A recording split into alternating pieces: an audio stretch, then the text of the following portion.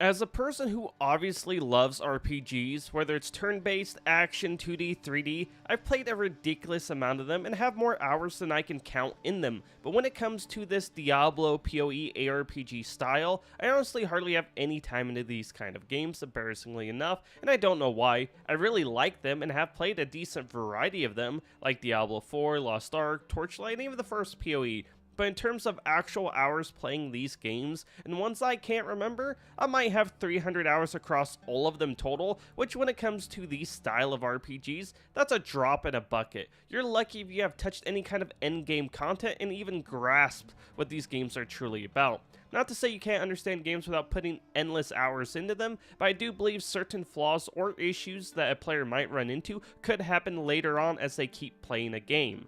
Which the main reason I'm bringing this up is because I've had an absolute blast playing PoE 2. Now my experience hasn't been perfect, but this game has caught my attention in a way none of the other ones have before, and I can't recommend it enough. But I do want to say, as of this video, I've yet to really dive into the end game of PoE 2, so it's the only part of the game I won't really be touching on today. And I also need to say I don't usually like reviewing early access games. The game is obviously not complete, and grinding your games is constantly changing stuff as feedback comes in, so anything I talk about in this video with how I feel about the game could change at any time, though I am still doing this video because I love this game that much. I just really want to talk about it.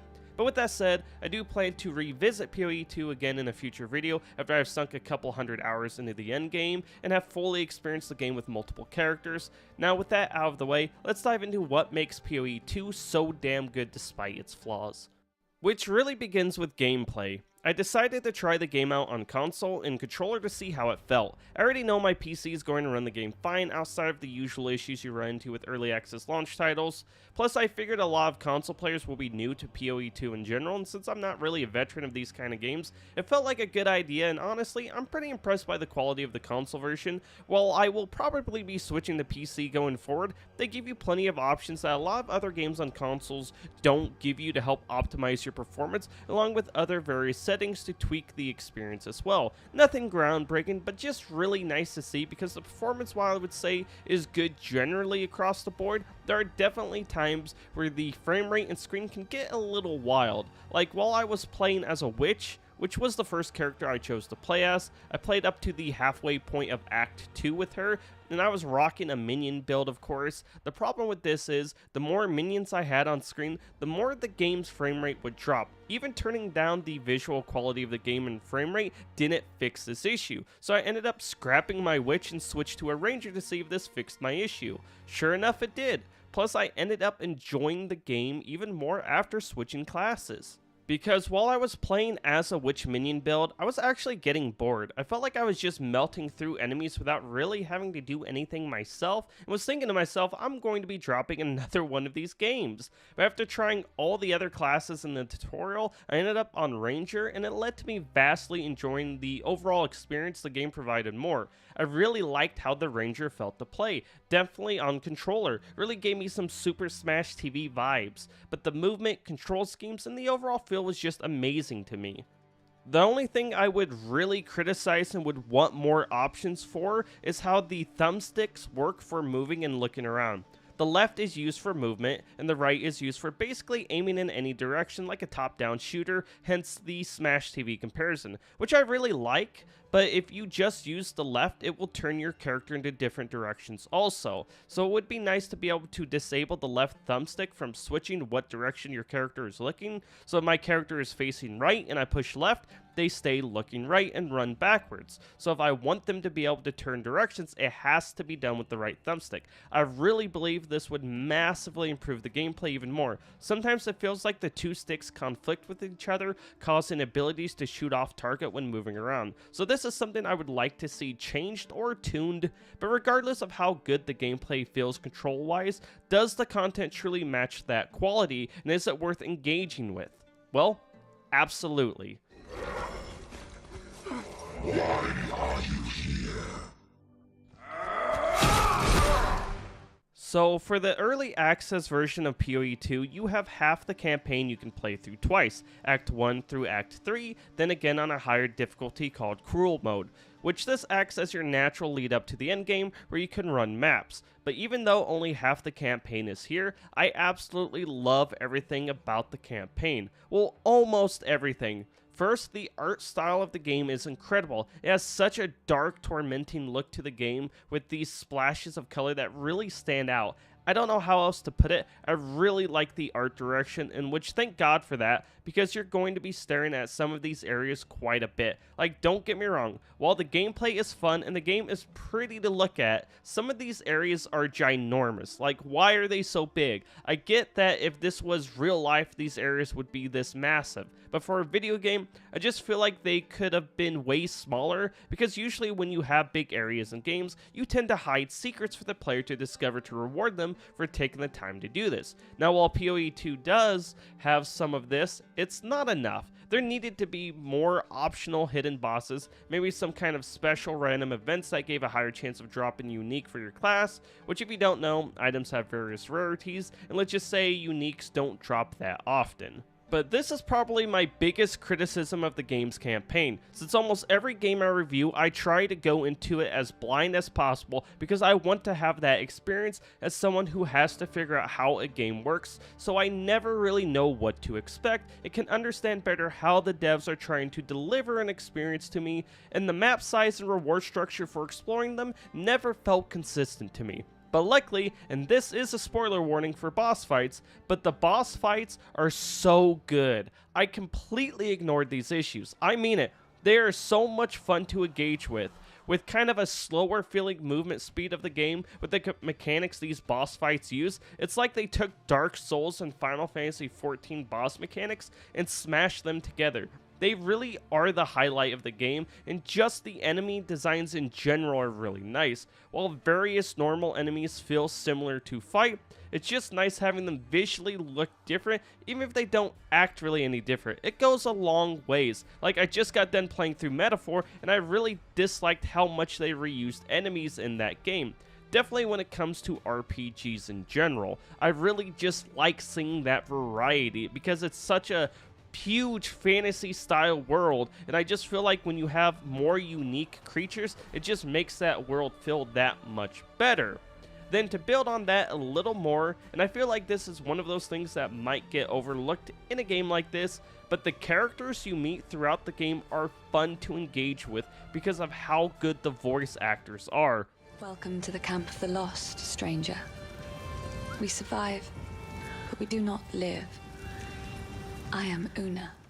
Like, the designs are obviously great, and the story is interesting, but when you have these still portraits of characters, it can be hard to get that sense of emotion from them. But the voice actors go so hard on their lines, it really makes you feel that emotion. It makes these moments between laying waste to swarms of enemies enjoyable. I just feel sometimes it could be hard to realize how much more good voice acting can lift an experience of a game. Which, speaking of an experience, there is no experience more important in a game like this than the leveling experience. And I really like the leveling experience, at least the campaign part of that experience. From the start of the game till the end of the campaign, I felt like as long as I didn't ignore and actually engaged with every part of that experience, I got stronger in a way that felt good. What I mean when I say this is I wasn't just relying on drops or level ups to get my character stronger. I was engaging with everything the game threw at me. I used vendors to get gear at my current level if needed. I used the various orbs to upgrade the rarity of my gear, and weapons to add new passives that made sense for my build, which I made even stronger using other items like runes for extra effects or materials to improve the quality of my gear. Then you have your skill gems that give you a variety of abilities tied to the various weapons, like the gas arrow for the bow that makes a cloud to poison enemies, which I can then add additional effects to with support gems that do stuff like make the enemies explode on death, and the list goes on. All of this progression as you make your way through the game feels really good as long as you engage with all of it. Anytime I tried to get a little lazy, I would get punished for it, but the second I started respecting the mechanics again, the game got so much easier, and that's the thing about PoE 2's progression. At least for the story part of the game, it really does feel as good or fair as the effort you put into engaging with it, which I loved, though I do want to say when it comes to using materials, runes, orbs, and just in general the mechanics you use to improve gear, they could be explained a little better. Like using skill gems is explained well enough, but everything else just needs a little more. Like the game should give you the materials needed to fully upgrade one piece of gear with orbs and runes, so a player really understands that process. Without it, I could see some players feeling a little lost on how to get stronger, which kind of goes along with how some people try to present the PoE games to new players as these scary, overcomplicated games that are hard to understand. Where in reality, at least with PoE 2, the mechanics are actually pretty straightforward once you play with them a little bit and understand some of the nuances. Like, let's look at the skill tree in PoE 2. At first glance, someone might say, fuck that, I want nothing to do with that just because of how large it is, or they might be intimidated by how to engage with it. But if a person can ignore the size of the skill tree and just look at it, it's super easy to understand. Every class has 2 starting points. The starting points basically tell you what some of your most important stats for your class are going to be. With my ranger, I have projectile damage and evasion. The game is basically telling me, hey, these 2 stats will improve your damage and survivability. Then you figure what you want to specialize in. I went with poison, so now I'm focused on poison, projectile damage, and invasion. So anything that has to do with those, I'm going to build towards throughout the skill tree. Which, to help a new player navigate this chaos easier, there is a search bar so you can look for the kind of upgrades in the skill tree that will help your build, and if for some reason that isn't enough, if you just take the time to stare at the skill tree, you would notice that it's full of shapes. So since I'm doing a poison range build, I can just look for shapes that look like bows, arrows, and bottles, and so on, and know that those skill trees will most likely benefit me.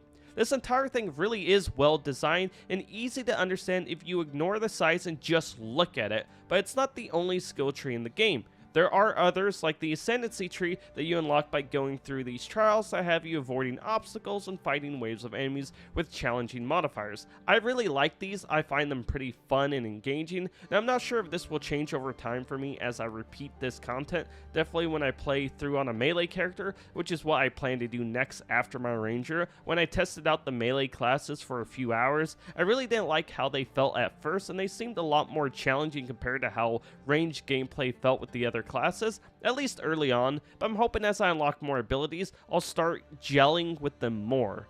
Then if there is one last thing I don't like, and I know people will probably disagree with me on this, but I really hate that we can't just respect our character whenever we want. I don't really believe in this concept of not being able to respect without costing something is good for a game. To me, it just causes players to be nervous over every choice they make because it could cause them to brick their build or waste valuable currency, and it just feels so unnecessary. But if you want to argue it's integral to the game's experience the devs want, then I would say would it hurt to meet in the middle in some way. Like let's say up to level 30, you can respect your character for free as much as you want.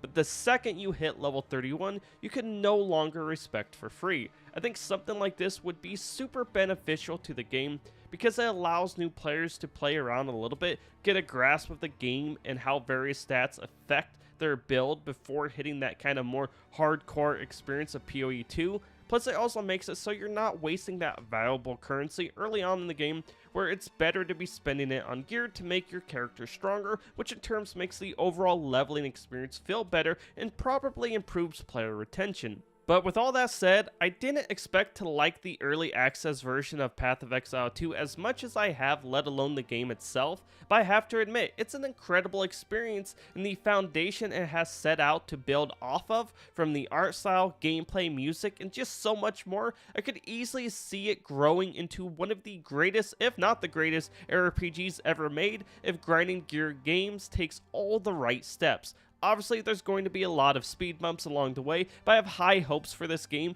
and really believe it's worth your time. If not now, then when it fully releases, because I truly believe this is going to end up being a very special game.